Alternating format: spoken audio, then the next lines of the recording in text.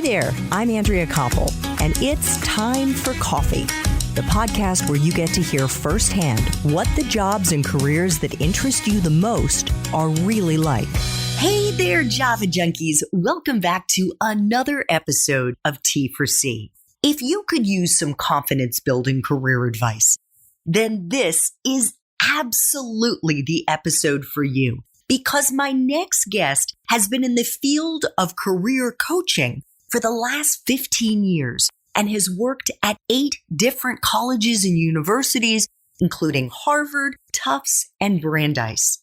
But before I introduce you to Becky King, I want to make sure you've signed up for the Java Junkies Journal. That's Time for Coffee's weekly newsletter that comes out on Mondays and gives you an exclusive look at the guests and the episodes we'll be dropping that week.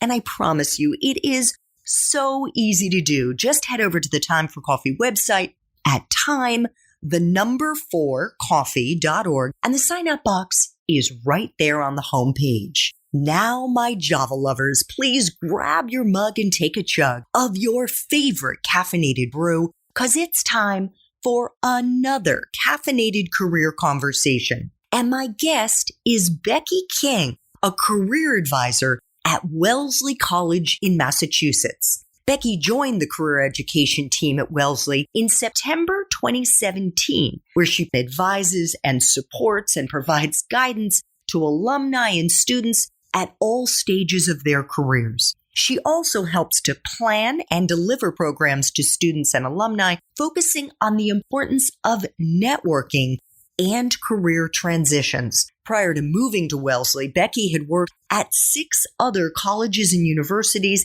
in and around Boston, including Tufts, Emerson, Brandeis, Harvard, and Framingham State University. Becky, welcome to Time for Coffee. Are you caffeinated and ready to go? Indeed, I am, Andrea. Thank you. Wonderful. Well, I want our listeners to know, Becky, that I am absolutely going to be asking you to share some of your best career advice a little bit later in this episode. But first, I thought we could start off with what you do in your current role at Wellesley College as a career advisor. How many advisors are there on the career education team? And how many students on average are you supporting on campus? And I know you also support alumni. Mm-hmm. Yeah, I primarily work with alumni at Wellesley, but at the moment I'm also helping out working with students, which I enjoy very much. There are roughly just over 2,000 students at Wellesley. We're a very hands-on involved team. At Wellesley, there's an interesting model where they have career mentors who are assigned to a caseload of students for all 4 years. Each student will have one mentor for their 4 years. After they graduate, they have access to myself and another alumni advisor, and they have access throughout their time at Wellesley and beyond to the career community advisors who have more expertise in certain career areas. So, for example, pre-med or public health, education, social impact, media, communications, and so on, right? So I hope that answered your question. Okay, so what you're saying is, for the most part, you and your colleagues on the career education team are supporting alumni. Yes, my primary role is with alumni, but temporarily at the moment, I'm filling in as a mentor role working with students. So I'm enjoying that as well. Okay, terrific. So how many are there on the career education team at Wellesley? We have a large staff. I mean, we have about 25 total. Typically, there'd be 4 mentors working with the students and 2 alumni advisors and 5 or 6 career community advisors. Okay, fantastic. So take us into a typical day for you on the job. What would we be seeing and hearing you do, Becky, if we were a fly on the wall in your office? Sure. So I would be helping review resumes, cover letters, personal statements for grad school, helping people think about internships that they might want to get or returnships if they're in reentry mode. How do I find a job? Where are the sites where I might find that? How do I decide what I want to do? decision making. I'm feeling a bit stuck. Can you help me with that? What can I do with this major? Sometimes it's I've practiced law, I've been a lawyer, I'm not happy with that. How can I change into something different or any other pivot from one career to another?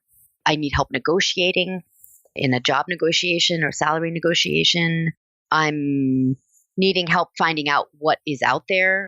So then we'd have a larger discussion about networking, informational interviewing, outreach, and how to find out more about different jobs out there. I would refer them to watch T4C or listen to T4C. Oh, thank you. So I guess as a fly on the wall, you'll be hearing all kinds of different things. And literally from one 45-minute interval to the next, you could have a very different conversation. It could be, I'm 19 and I'm trying to figure out what I want to do. My parents would like me to do XYZ, but I think I'd rather do, now how do I figure that out?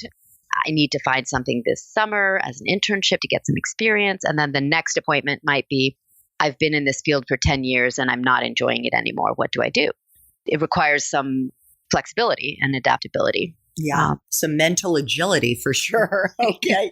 So would most of these discussions, Becky, be happening over Zoom or Skype or the phone, or would many of them happen in person?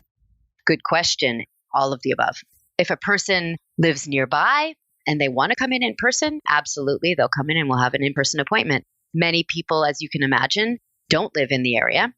And so Skype or Google Hangouts or WhatsApp or any number of other means like that would be an option. If they're in the States, phone is always an option. But just yesterday, for example, a student was abroad, so we connected over Google Hangouts instead. I don't know if this is generational or if maybe I am an anomaly, Becky. But until you just laid out there all of the ways that you help right now Wellesley alumni, I would never have thought to call Middlebury College's career counseling or career advising office to get help with negotiating a salary or a career transition. Is this an evolution of the field that you're in, or have I just been missing out all these years?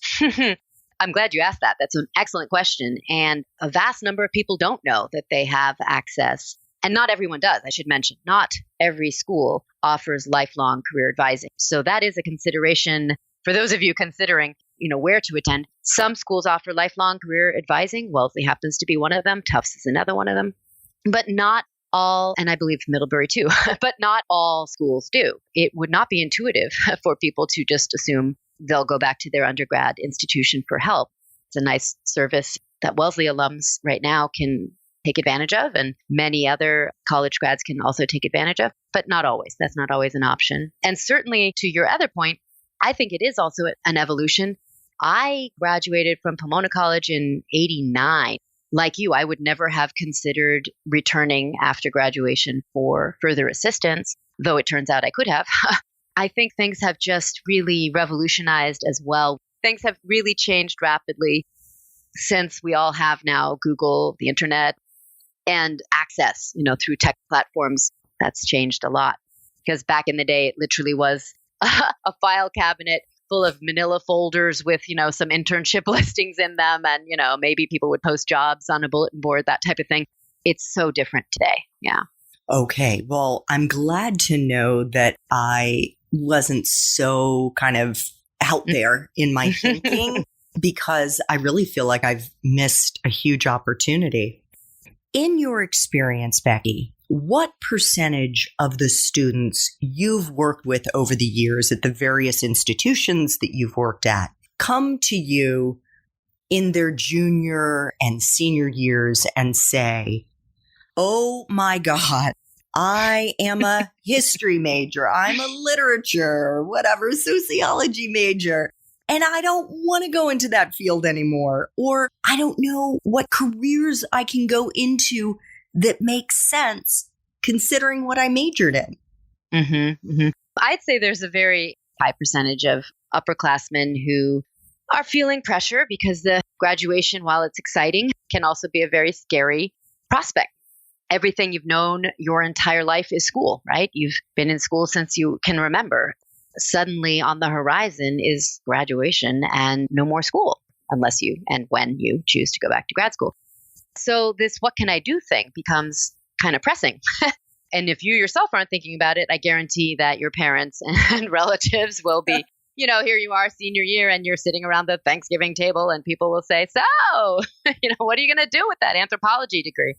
Or what are you going to do with a Spanish degree? Or what are you going to do? Whatever, right? Whatever your degree is in. And so that becomes a reality. If you are a planner, maybe you've been taking steps towards figuring that out since freshman year. And certainly there's nothing stopping you. And if you are a freshman listening to this, you can get started today. There's no reason to wait till junior or senior year. But certainly I want to reassure those of you who are juniors or seniors and have not set foot in a career center, have not had a conversation with a career advisor, all is not lost. You will figure it out. You may or may not have it figured out by graduation, just to be realistic, but that's okay. You'll figure it out eventually. So what do you tell them? Those students who come to you and say, help, I don't think I want to pursue my major, or I don't know how to convert my major into a career that I'm going to like. Sure.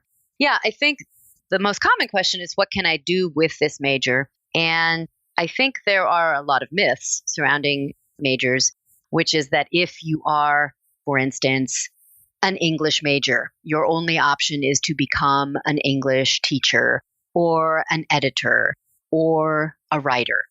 And in fact, this is a myth. You can go into any field you want to go into. English majors become doctors. English majors become any number of other things. There's no restriction, right? Anthropology majors, just the other night, I was having a discussion with our neighbor. He majored in anthropology. He was thinking about pursuing, anthropology for a graduate degree, but decided in the end that it might be more practical to learn some tech skills. But he said even within computers and technology, he has found that his anthropology has been important because he is discovering and understanding and being an informant about different cultures, being able to understand where people are coming from and their needs has been helpful to him in his very non-technically anthropological career path. This is what I love about the liberal arts and humanities, really, is that whatever you pick, you'll find it to be rewarding in some way. My own background was European studies. Have I ever technically earned my living because of European studies? No, but I wouldn't have changed that major. I think that I enjoyed studying all the things I studied for that major. Choosing your career path can be a very different endeavor. So I think there is some separation from that. Now, my husband is a tech guy. And so for him, it was computer science all the way and a co-op and career after that. So it can be certainly that your major, and if you are an English major and you want to be an English teacher, great, right? It can be that. I'm just making sure that your listeners know it doesn't have to be that. Oh, that is such a wonderful point, Becky. One of the ways that I have recently begun to try to articulate that is that, and let me know if this resonates with you, I think a major is more of a foundation than the house in which you're going to be forced to live.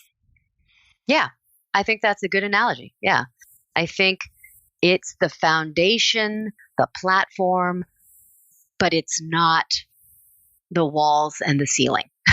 Yes, exactly. In your experience, do you think that most college students know what they want to do when they graduate?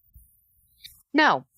I think if we're honest with ourselves, most of us don't know what we want to do. I think sometimes we jump at something that seems concrete, that seems, okay, I can do that. Either it's a message I've received my whole life, I'll be good at this, and so I'll do it, right? Very few people, in fact, they've done studies on this, only 20% know what they want to do and kind of pursue that, right? I want to be a doctor kind of a way and then become a doctor. Most of us change our minds quite a bit. And I want to be clear about this, that I think that's great. And there is no problem with changing your mind, changing your career path.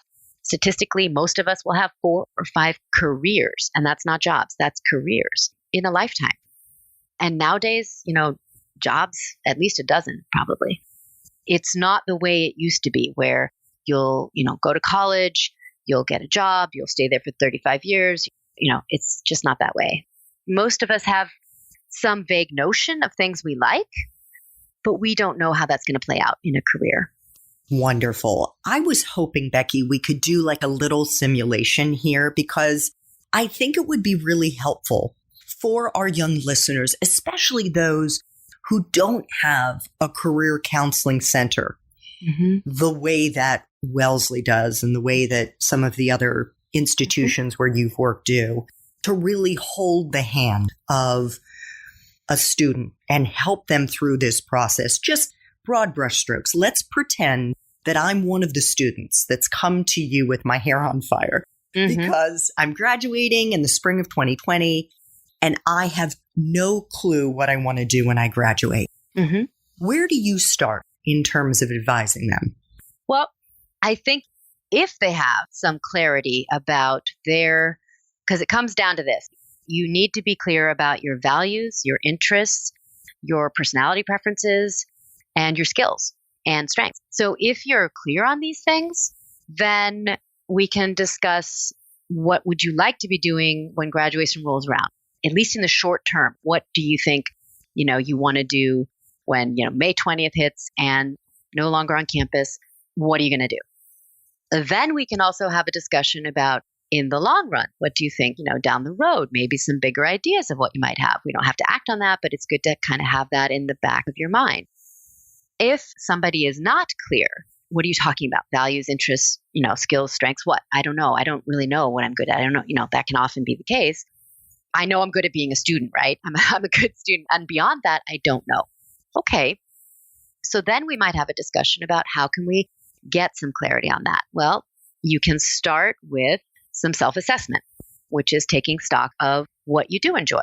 So quite often a starting question might be, what brings you joy? What makes you happy? When was the last time you felt really engaged in something and like you were making a difference? So I have, sort of in my toolkit, I have a top 10, here's some questions, to ask to get a handle on interests and what you're good at and skills and strengths. And then trying to imagine, who would you like to be working with? What are the types of problems you'd like to be solving? Just to give yourself some sort of framework. And then the step would be, where would that be? So if I like helping people and solving problems, where can I do that? Well, in a number of places, right? So then you have to kind of fine tune that. And then when it comes time to figure out what is out there in the world, anything from, and thank you again for having time for coffee, but there are also other places to find out what are people doing, right? Could you share some of those sites? Sure. Yeah. There are Idealist is a really wonderful nonprofit focused resource. So idealist.org, themuse.com is another good resource. And I think that there's a resource some schools subscribe to, what can I do with a major in? And that can kind of give you some brainstorming ideas. But frankly, if you don't have access to that, I would say the Occupational Outlook Handbook is a wonderful resource and everybody has access to that. It's free. And that can give you kind of a snapshot of what different people do, right? So if you're curious about what does it look like to be a high school English teacher, you can look that job up on Occupational Outlook Handbook.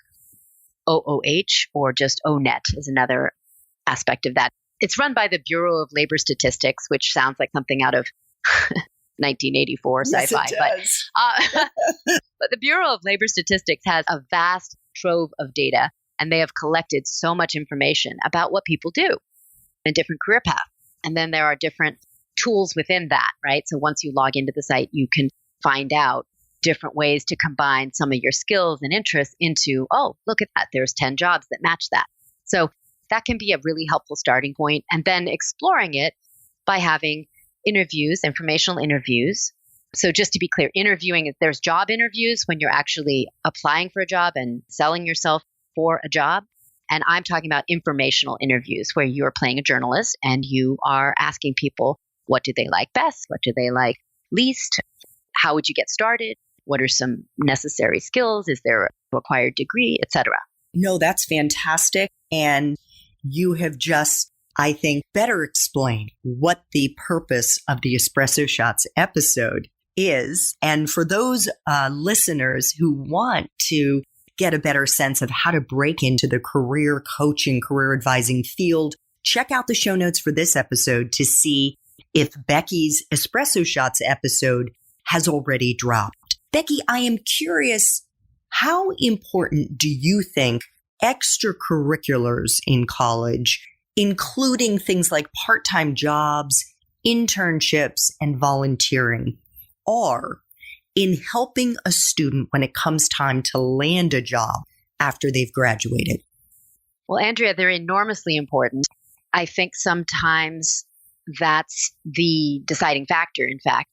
So let's just pretend you are an anthropology, since I've already mentioned you're an anthropology major, and you're loving, you've read everything Margaret Mead ever wrote, and you're, immersed in cultural understanding. Great.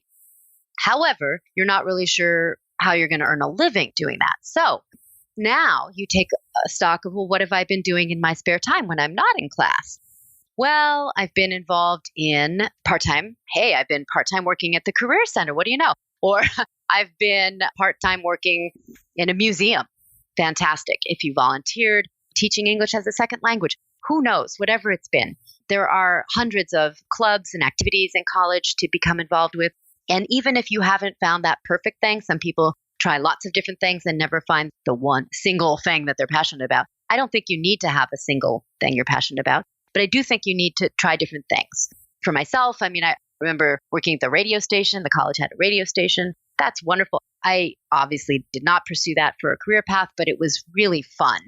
And I think gave me a little sneak peek, right, at what that life might look like and what people that I listen to on the radio all the time on NPR, et cetera, what they do, right? That was helpful. Also, clubs and activities and extracurriculars can help you try out leadership skills. So if you want to take an active role in leading that particular organization or club, that's a wonderful way to try out things that you'll be doing in a professional setting later. That can be helpful. And it can help you realize if you want to be the director or leader role of something, or if you prefer to be a supporter. And not everybody wants to be, nor can everyone in an organization be the director. So I think it's important to know where you fit best. So I think to your question of how important is it, it can round out all of the academic focus into a practical, grounded, let's try this out. How did I feel about that? Working with people. I think that's also really important. So increasingly classes may ask you to do team projects so that you're learning how to collaborate, but not always, right? In academics, you don't always get that. In your extracurriculars, on the other hand, you can develop that sharing, teamwork, collaborative skill, which is very important. Yeah, great. Thank you for that, Becky. I want to pick up on something that you just mentioned. You used the word passionate. Mm-hmm.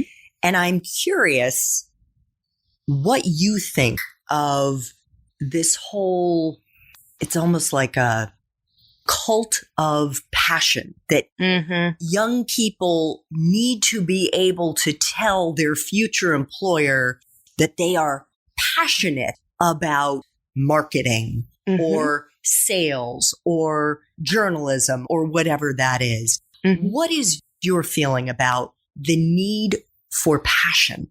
I think for you to feel satisfied in what you're doing, you want to be engaged in it. You want to be enjoying it. It's good if you feel passionate about it. Is it a requirement? No. To your point, it can be, I think we have too much focus on it maybe nowadays. I work with a lot of people who sometimes feel that what's missing? I don't feel passionate about this, right? And so then there can be this worry of, I haven't found it yet. And there's been a lot written recently about how destructive it can be to say, oh, go find your passion, because it indicates that it's sort of a passive thing. Finding your passion, you just uncover it under that next rock. There's your passion. And that's not necessarily helpful because it doesn't always just become clear like a vision, that you wake up and know this is what I meant to be, right? I mean, it just, certainly for me, that was the case. It was not clear I had many interests. Okay, just so I'm clear, I had many interests. I did not find or feel I had a passion. Then I just felt like, oh, everybody else has it figured out except for me. Of course, that was the case, but that was my perception. It's more important to develop your passion. I think I want to make that a point today. Develop that means some work, okay? If we just tell people, oh, just find it, it's easy, just go find it, and they don't find it, they'll just give up and say, oh, well, I guess I'm just not meant to like what I do, or I guess I'm just not one of those lucky people who's going to find my passion. You can develop these things by saying, well, I think I like this, but I'm not particularly sure I'm good at it yet. So what do I need to get better at it, right? And that's part of that whole growth mindset of learning something and getting better at it, and not necessarily hitting the ground running, being 100% great at it, but learning it along the way and being, as I say earlier, engaged with that particular topic or job or profession or skill set and growing with that anyway. That's my point on that. I'll get off my phone now. Wonderful, Becky. Thank you. That was really, really helpful. So for you, since you found your passion and it took you a bit, we'll get into that in a few minutes, but what is it for our young listeners? What should they be considering in terms of whether a career, or at least starting their career in coaching and career coaching, might be for them? How might they begin to explore this as a career path? Yeah, here's a natural transition. If you're involved in athletics and you find that you love encouraging your teammates and that aspect, that's one form of coaching. But if you enjoy that and find that rewarding, you may find a larger advising and empowering others. That might be a clue for career coaching. Another way you can test it out is if you like listening to people, if you have friends who come to you, you're sort of the go-to person. I think back through my life was sort of the go-to, oh, Becky, I've got this problem, let me tell you about it. If you find that is you and you enjoy doing that, then that is another clue that you might enjoy career advising, career coaching, career counseling, all of these same thing. I think there are many ways to help people, but if you think what people do interests you and the variety of options of what people can do interests you, then that's a clue as well. Then in terms of the concrete steps, Andrea, that people can take, getting involved at an early age, even as a teenager in mentoring younger kids. For example, if you play a sport and you want to help out younger kids with that sport, you can do that. If you want to tutor people because you happen to be particularly gifted in math or languages and you can tutor younger people. So sort of a teaching aspect. There is a great deal of education at the base of being a career advisor. So I think those are all ways to sort of test it out or get started. Terrific. I know one of the activities that you're very involved in that is, honestly, I think it's critical in a job search, is building and then tapping into your network. How can students who are currently undergrads or maybe even in grad school build their networks while they're on campus? It's a good question. And I think for a lot of people, the word networking has a negative connotation. I know when I was the age of most of your listeners, I didn't like that word. I didn't like it when my parents said you should talk to people, network, build a network. What is that? It did not resonate for me. What you can do, though, is think about it this way. If it's not a word you tend to like, networking, think about it this way. Building connections, finding people who share your interests. If you reframe it that way, it may seem more evident or more accessible in terms of what you can do or who you're looking for. You would be looking for fellow travelers, basically, people who are either in the academic institution where you're studying, faculty, staff, fellow students, recent grads. All of these are potential people to be a part of your network of sharing your interests. At the basis, they all share respect for the college or university where you are, right? So that's a starting point. If you are a recent grad listening to this, what can you do? You can reconnect with people at your college. Most colleges have some sort of an alumni network, directory available. If not, you can certainly use a tool like LinkedIn and connect with people that way. But I think it's equally valuable just when you are, I don't know, a bus trip or a flight, or you're traveling to meet new people and find out, like, oh, so what do you do? Most oft asked question. Well, here's what I do, and here's how I got started. Really? Well, what do you like best about that? And just to get started with that type of question. And if you were me, what do you advise me to do? Those are sort of the golden questions of informational interviewing that can start with the whole networking idea. Oh, I love that. I love that recommendation. And frankly, even now in what I'm doing, I'm finding, yes, of course, I'm tapping into my existing network. I'm using LinkedIn to find interesting professionals. But not long ago, over the summer, I was at the farmer's market in my community. I think I was looking at peaches or something. And then this older gentleman came up, and he and I were looking at the same peaches. And I looked over and I saw he was wearing a name tag. And I said, oh, do you work here? And he said, actually, I founded this farmer's market. And I said, wow, you're kidding me.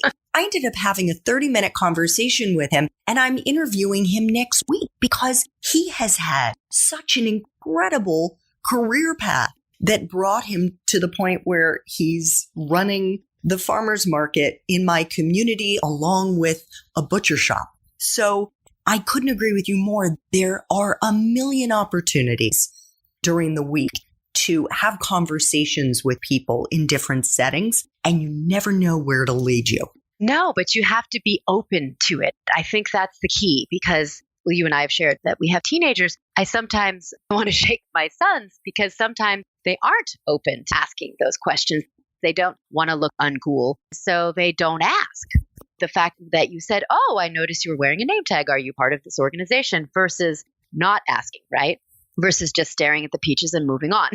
So I mean, I think it's so important to realize that people like to talk about who they are and what matters to them and how they started that farmer's market, or how they got started in what they're doing now, or what they've enjoyed most this month, or whatever. In sitting next to someone new, turn and ask them these questions. You'll never know because that's an opportunity missed. Yeah. Absolutely. So I want to flash back, Becky, to when you were an undergrad at Pomona College in California. You designed your own interdisciplinary major as a European studies major, and that was because you wanted to combine your interests in Romance languages and history and culture and theater. And honestly, it sounds wonderful. I wish I designed my own major. I was poli-sci, and I really wish I had done what you did. But did you know, Becky, what you were going to do with that incredible degree when you graduated? Absolutely not. And I should add, I was getting letters from the dean's office fall of junior year because I had postponed so long declaring a major, because I had this huge existential crisis about selecting a major. I went through the entire school handbook front to back, looked at all the different departments, highlighted all the courses that interested me, and I really wrestled with what did I want to do. And poli-sci was certainly on the list, and so were a number of other possible majors. I felt like they were just going to limit me. I felt like they were going to be pigeonholing or just restricting. So instead, I designed my own major and said, well, these are all the things I like. So at least I could put that down and take care of the major. But what am I going to do with that major? It was not clear to me at all. I was waiting tables to help out with my parents with tuition. And I'd been doing that for 4 years. Lo and behold, when I graduated, guess what I did? I waited tables. My parents were so thrilled. I definitely struggled. And I want to be transparent with your listeners that it was not at all clear or easy for me to figure out what I was going to do next. And it took me a cross-country move. It took me trying different temp jobs. It took me trying several different jobs for a while before I finally figured out that full circle, my parents were both educators, had both been teachers, and I thought I would try something different. They even encouraged me to, do something different. My mother in particular, well, women can do anything now. You don't have to be a teacher. But to realize that in my heart, that's who I am, is a teacher. is an educator. So it really took me a while, though, to figure that out. I just think it's important to share that. There's a perception among young people that it's supposed to be clear. It's not always clear at all. Thank you for sharing that, Becky. And I'm actually curious, do you think there is such a thing as making mistakes in taking one job over another, one path over another, especially if someone ends up hating the job that they took? Mm-hmm. No, I do not think there is such a thing as a mistake. I think we beat ourselves up a lot about, oh, that was a misstep, or, oh, I wasted 5 years in this before I realized I didn't want to do this anymore, or, oh, I wish I'd figured this out sooner. And it's natural to feel that sort of, oh, I wish I. But I believe very strongly that we are sort of a collage of everything that has happened in our life, the people we have met, the people who have been a part of our lives, the things we've done. It's all part of who we become. And who I am wouldn't be the same if I hadn't tried all of the different things and met all the different people and lived in all the different places where I've been. I don't think it's productive to dwell on, well, I wish I'd figured it out sooner. Sure. Do I wish it had been a little bit easier, less of a struggle for me to figure out what I wanted to do? Perhaps. But I find for me, the journey is always more important than the destination. So that's how I feel about it. Well, you and me both, and amen to everything that you just said. And in fact, I would encourage our young listeners, if they haven't listened to T4C episode 270 with Dov Baron, that they give themselves this gift and listen to the wisdom that he has to share, which in a nutshell is that going through painful experiences, whether it's a job you hate or just the process of finding something you love, or if it's emotional pain or psychological, whatever the case is necessary in order for you to evolve. So to Becky's point, the fact that you may be in absolute misery right now because you don't like where you are and what you're doing, that is going to help you. It is a important process for you to go through to find where you will be happy. So on that note, Becky, I have two final T4C questions for you. Can you share a time in your professional life when you really struggled? Mm-hmm. And most importantly, how you persevered and maybe a lesson that you learned in the process? Sure. I definitely had a low moment. I had moved to DC based on the fact that my brother and a good friend were living there, and I had gone there on a scouting mission and found the perfect job, I thought. I said, oh, I can use my Italian skills and my, I mentioned earlier, radio media skills at this place that's no longer in existence. So I can say it was called Antenna Italia at the time. And I should have known it was in the Watergate building. But I had met with the two brothers that were running it, and I agreed with them over a cup of espresso that I would start on June, whatever it was.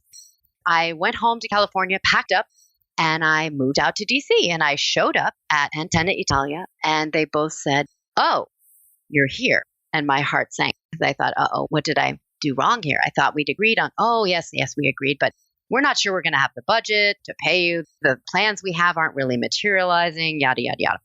Within a week, they said, really, we have nothing for you to do. We can't pay you, so bye-bye.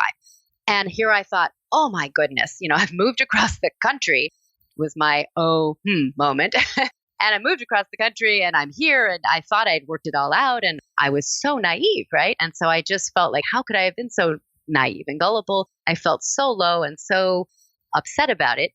Your point about what do you do? Well, I'm here, so I better make the best of it. I'm in DC. Surely I can find something else. And my brother and his friends were all encouraging me to, well, just do something with, one of the many foundations or nonprofits here, or, you're interested in environmental things. Sure, maybe you could do that. Or maybe you could use your international background or whatever, right? All kinds of advice and ideas.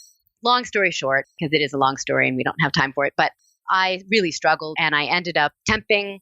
And then the temp company said, hey, you're pretty sharp. We'll hire you. But it was for an accounts receivable job. And I wasn't very happy in that.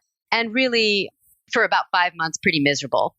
And finally, as I'm sobbing over coffee, my brother said, look, I can't stand to watch you this way. So my roommate's sister is pretty happy. And she's working at this nonprofit that does cultural exchange up in Cambridge. So that's kind of what launched me to interview up there and get a job in Cambridge and sort of at least get back in touch with education, international, the arena, the things that interested me and kind of get myself back on track. But it was really a low point in terms of how could I have done that? And you have to realize that there was no internet. I was literally using the phone book to find possible employers. It was definitely a different era, but I did struggle and I finally found some footing. But I think it was through people I trusted, I turned to for advice and some help and guidance. If I had not done that, I would have just been spinning my wheels. So, well, first of all, thank you for sharing that. And secondly, yeah, I remember those days. Of course, I remember those days. It was not until the 90s that we really got the World Wide Web. And both you and I were out there already building our careers. And I loved how you mentioned the fact that your brother's friend's girlfriend was working at that company. Yet again, an example of the network. Yep. Yeah. And so often, this is what our young listeners are going to find, that the people that they know either directly or 4 steps removed are going to help them learn about potential jobs or great companies. And that's going to be kind of a golden key that will unlock many doors. And I think if you feel icky about that, you feel like I'm using someone, don't feel that way. It's a pay it forward kind of a scenario where you can help other people now. And when you need help, they want to help you. It's kind of a cyclical, circular thing. It doesn't need to be that using feeling. So not a quid pro quo. Right. Okay. Right. So final T for C question. If you could go back to Pomona College and do it all over again, but based on the wisdom you have now, Becky, what advice would you give yourself? Oh, I wrestle with this question because, of course, in many respects, I'd probably do the same darn thing all over again. But if I really came at it today with who I am today, I just feel like I'm in such a different place and a different person with different confidence than I had at the time. So I guess what I would wish for myself doing it over is to believe in myself more than I did at the time and to realize that not everybody else has it all figured out, because I think that I spend and still struggle sometimes with that feeling of, oh, everybody else has it together. Everybody else knows what they're doing. I think it's only now in middle age that I've realized, no, most people really don't have it figured out. Some people are good at hiding it, but we don't. We're all just struggling and finding our way, trying to keep ourselves in some sort of equilibrium. And I think that's what the life journey really is a search for balance and a series of failures. I think learning to embrace failure instead of it being a bad word and something to be avoided. If you're not failing, you're not trying new things, you're not testing yourself. So, oh my goodness, Becky, virtual double high five over the Skype audio airwaves here. What a perfect way to end. I want to thank you so much, not only for your empathy, your honesty, and your very evident passion for what you do, but also for making the time to have coffee today with me and the Time for Coffee community. Wellesley College is so fortunate to have an educator like you on staff. And I just want to wish you continued success in your journey. Well, thank you, Andrea. And I'm grateful for you and T4C. And I think it's a wonderful endeavor that you have launched. And thank you for that. Thank you for having me. Thanks so much for listening to Time for Coffee, where the professionals in the jobs that most interest you always have time to grab coffee 24/7, no matter where you live. I have one quick favor to ask you. Remember to rate, review, and subscribe to Time for Coffee. Thanks so much.